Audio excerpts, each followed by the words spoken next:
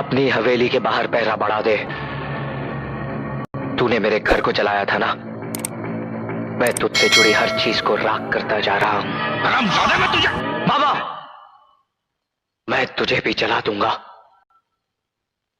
भाई साहब, हम बर्बाद हो गए, वो हमें भी मार डालेगा। चलिए भाग चले। कहीं लगी तो नहीं ना?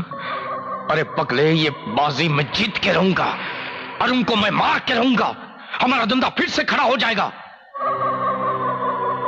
अब भी गाना गाने का शौक है ना, कि डर के मारे तुम्हारा? ए मामा, हम कह रहे हो, ये बिहार का शेर को चैलेंज मत करना। तो हमारा हुक्म है, सपना को टेकरी पे ले जाओ और गाना गा लो।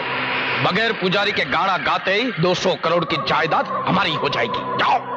अब होगा चट गाना, पट ब्याह सपना के संग।